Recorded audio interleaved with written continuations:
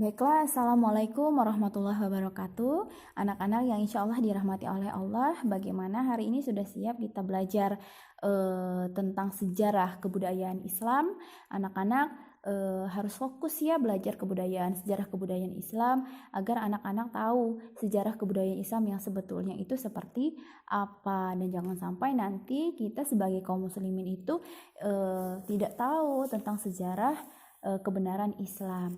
Nah, kalau minggu-minggu kemarin kita sudah belajar tentang perang Khandaq itu seperti apa, terus kemudian perang Uhud seperti apa, dan hari ini di bab terakhir ya, di bab pertama, mohon maaf, ini bagian C terakhir, kita akan membahas tentang perjanjian Hudaybiyah. Nah, sebelum Bu Fitri akan menjelaskan bagaimana terjadinya perjanjian Hudaybiyah, yang perlu kita ketahui yang pertama, Hudaybiyah itu adalah nama sebuah kota yang letaknya itu tidak jauh dari Mekah ya anak-anak ya. Sebelum memasuki kota Mekah itu beberapa kilometer, dan kota Hudaybiyah ini terkenal dengan kesejukannya, terus kemudian banyak mata airnya. Nah, perjanjian Hudaybiyah ini itu terjadi 1 tahun setelah peristiwa perang Khandaq yang sudah kita bahas minggu kemarin.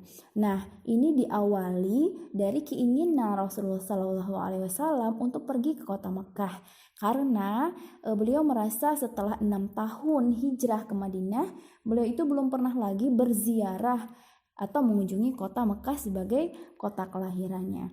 Nah, atas keinginan Rasulullah tersebut, maka berangkatlah Rasulullah tadi bersama istri beliau yang bernama Ummu Salamah.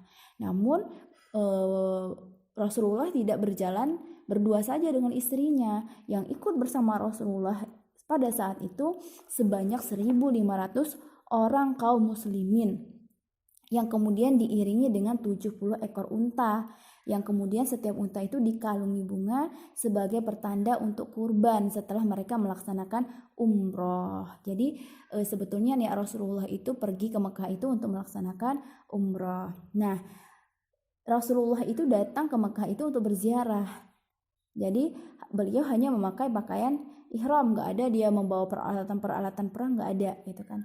Nah, sesampainya di desa yang bernama Usfan, rombongan Sallallahu Alaihi Wasallam, Rasulullah bertemu dengan Busron bin Sufyan Al-Ka'bi dari Mekah yang mengabarkan bahwa kaum kafir Quraisy telah mengetahui rencana kedatangan Rasulullah Sallallahu Alaihi Wasallam.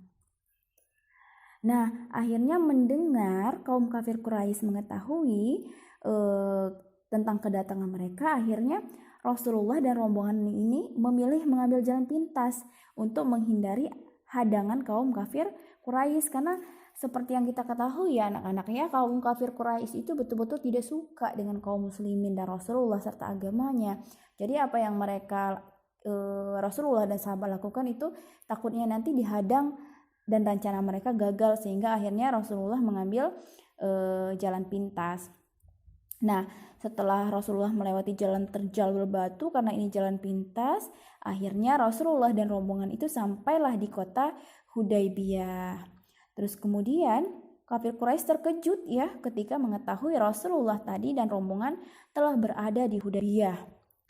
Sehingga ketika mereka tahu, akhirnya pemimpin kaum kafir Quraisy tadi mengirim utusan kepada Rasulullah untuk menanyakan apa maksud kedatangan Rasulullah itu.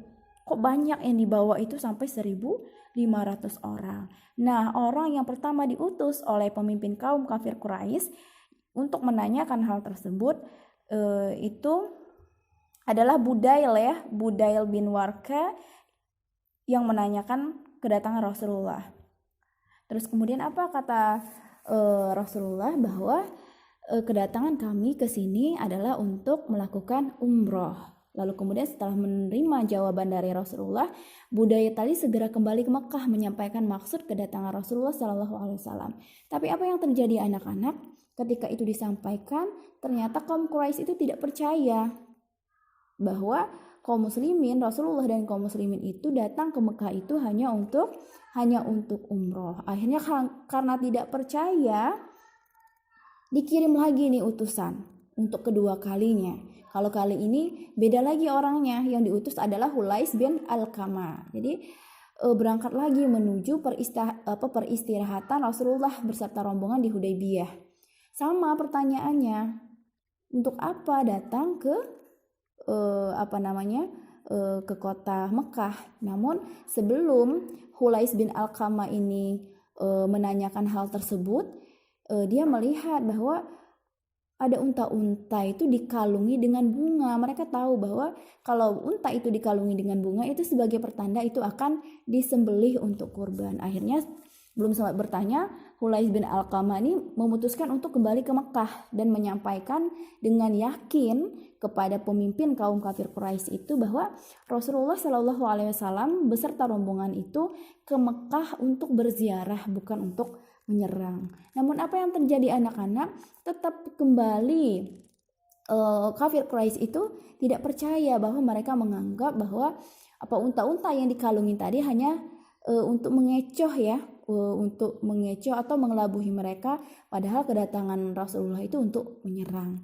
Akhirnya kaum kafir Quraisy ini mengutus kembali Urwah bin Mas'ud kepada kepala suku Bani Sakif untuk menemui Rasulullah. Nah, Urwah bin Mas'ud ini terkenal dengan orang yang cukup dihormati, terus kemudian orangnya pemberani.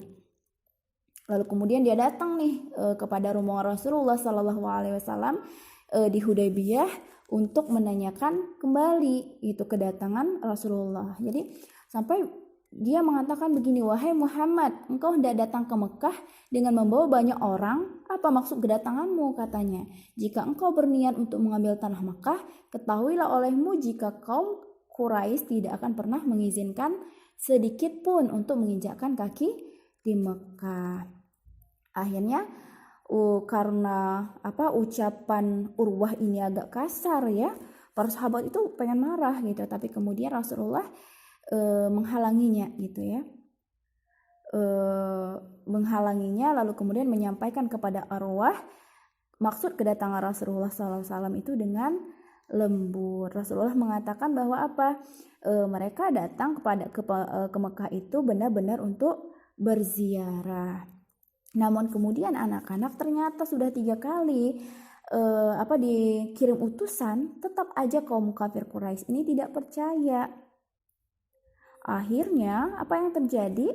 Kaum kafir Quraisy ini kemudian menyiapkan 50 orang prajurit untuk mengawasi perkemahan Rasulullah SAW dan sahabat di Hudaybiyah, dan tidak membiarkan seorang pun untuk keluar dari perkemahan.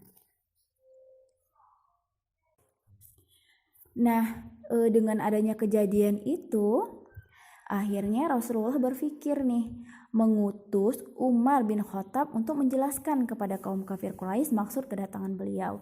Namun Umar bin Khattab itu menolak dengan alasan bahwa memang hubungan Umar bin Khattab dengan kaum kafir Quraisy itu buruk, sehingga takut beliau nanti nyawanya akan menjadi taruhan. Akhirnya diganti nih utusan untuk mendatangi kaum kafir Quraisy, yaitu Utsman bin Affan yang terkenal seorang pengusaha ya, dan Utsman ini juga sangat disegani ya oleh kaum kafir Quraisy, dan juga terkenal ahli diplomasi, artinya ahli berbicara, dia kalau ngomong itu bagus Utsman ini.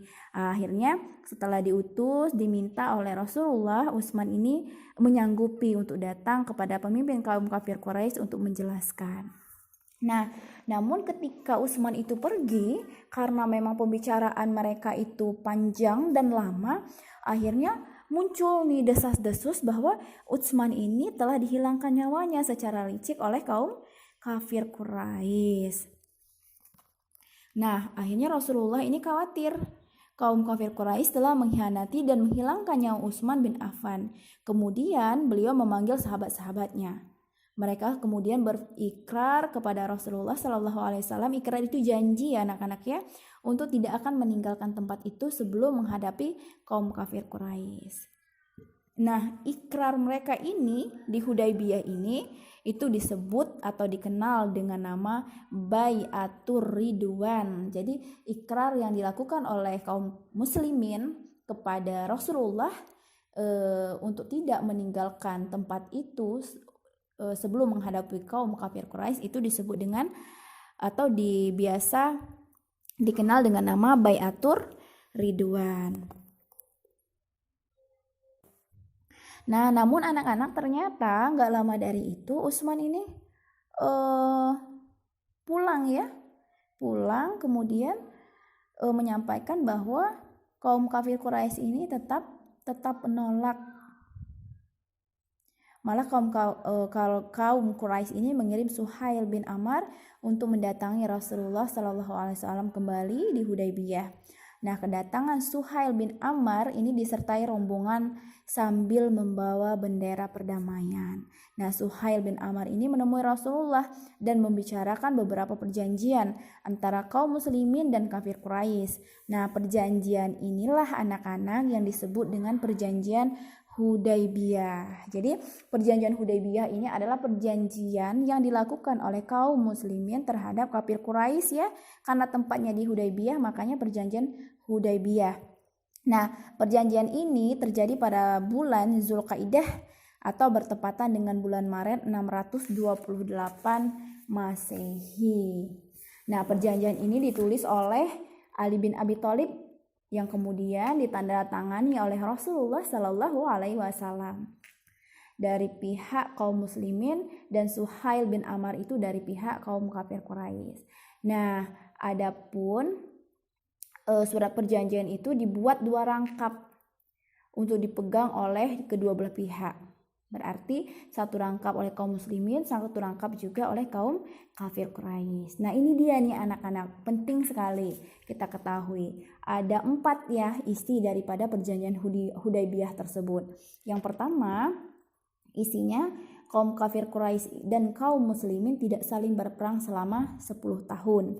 Terus kemudian yang kedua, jika seorang kafir Quraisy masuk Islam tanpa seizin walinya, maka dia wajib dikembalikan kepada kaum Quraisy. Tetapi jika seorang muslim kembali pada kepercayaan kaum Quraisy, orang tersebut tidak dapat dikembalikan kepada Rasulullah dan kaum muslimin. Terus yang ketiga, semua orang dari kedua belah pihak dibolehkan untuk melakukan persekutuan atau perjanjian. Yang keempat, kaum muslimin harus menunda pelaksanaan ibadah haji tahun ini hingga tahun depan. Pada tahun-tahun berikutnya, kaum muslimin hanya diperbolehkan berziarah ke Mekah selama 3 hari tanpa membawa perlengkapan perang. Nah, anak-anak, kalau kita lihat, kita cermati dari isi perjanjian Hudaybiyah ini, maka perjanjian ini dirasakan sangat merugikan kaum muslimin. Sehingga beberapa sahabat itu tidak menerima hasil perjanjian tersebut. Terlebih-lebih Umar bin Khattab ya yang terang-terangan menolak isi perjanjian tersebut. Akhirnya Umar ini menanyakan nih kepada Rasulullah menyampaikan ya ketidaksetujuannya dengan isi perjanjian tersebut. Tapi kemudian apa kata Rasulullah? Wahai Umar, aku ini hanya utusan Allah. Allah tidak pernah menunjukkan jalan yang salah. Dan aku tahu ini semua merupakan perintah Allah untukku. Dan dia tidak akan pernah menyia-nyiakannya, jawab Rasulullah. Yang kemudian mendengar pernyataan Rasulullah itu anak-anak membuat Umar dengan ikhlas menerima isi perjanjian tersebut. Nah, ini yang disebut dengan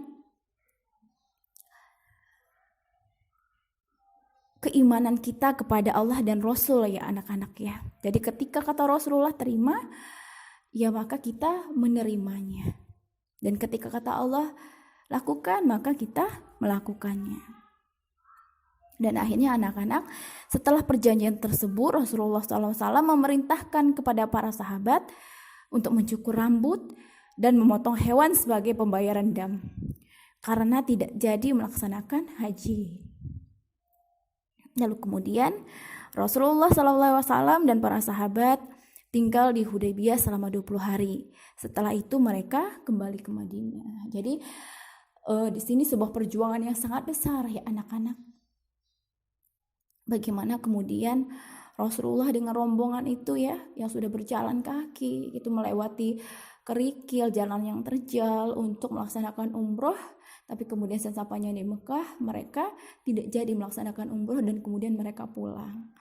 Tapi tadi karena keimanan mereka kepada Allah, mereka dengan ikhlas melakukannya. Nah, tapi ternyata Meskipun isi perjanjian Hudaybiyah ini dinilai sangat merugikan kaum muslimin, ternyata dampak dari perjanjian tersebut justru sangat menguntungkan kaum muslimin. Nah, diantaranya dengan perjanjian tersebut, akhirnya keberadaan agama Islam dan Rasulullah SAW sebagai utusan Allah diakui oleh kaum kafir Quraisy dan seluruh masyarakat di Jazirah Arab. Padahal kafir Quraisy itu sangat benci dengan Islam dan menganggap kehadiran Rasulullah itu sebagai pengacau. Terus kemudian yang kedua, kaum kafir Quraisy juga mengakui kedaulatan pemerintahan Islam yang dipimpin oleh Rasulullah SAW di Madinah. Terus yang ketiga, dengan perjanjian Hudaybiyah, kaum muslimin diperbolehkan menyiarkan Islam kepada siapa saja di Jazirah Arab tanpa khawatir mendapat gangguan dari kaum kafir Quraisy. Nah, ini poin ketiga ini yang luar biasa ya anak-anak ya, ternyata menguntungkan sekali bagi kaum muslimin, karena tadi diperbolehkan kalau misalnya seseorang orang kafir itu untuk masuk Islam asalkan dia mendapatkan izin walinya, sehingga kesempatan nih para sahabat dan Rasulullah kemudian berdakwah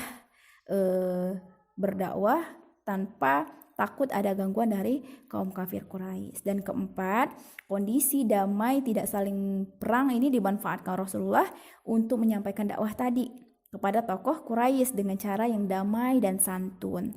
Terbukti akhirnya cara ini ampuh dengan masuknya beberapa tokoh Quraisy seperti apa? Amr bin As, Khalid bin Walid, ini terkenal ya. Al-Makhzumi, Utsman bin Talhah, yang kemudian menerima kebenaran Islam itu dengan ikhlas. Jadi anak-anak, dari kisah ini ternyata sesulit apapun awalnya, jika itu adalah perintah Allah, sesungguhnya Allah memberikan jalan yang lebih baik untuk hambanya. Mungkin awalnya para sahabat berpikir bahwa perjanjian Hudaybiyah ini sangat merugikan kaum muslimin. Tapi ternyata selama perjalanan, selama perjanjian itu dilakukan, banyak sekali hal-hal yang justru menguntungkan kaum muslimin. Dan salah satunya tadi apa? Kaum muslimin bebas untuk melaksanakan dakwah, dan terbukti tadi ya anak-anak ya, beberapa tokoh Quraisy pun akhirnya memeluk Islam. Nah, itu tentang cerita perjanjian Hudaybiyah. Jadi kalau misalnya anak-anak mendengar perjanjian Hudaybiyah, anak-anak tahu apa sih isi perjanjian Hudaybiyah itu, dan seperti apa sih kisah terjadinya perjanjian Hudaybiyah itu. Nah, sampai di sini mungkin penjelasan dari Bu Fitri anak-anak. Jika memang ada yang ingin ditanyakan, silahkan japri dengan Bu Fitri. Assalamualaikum.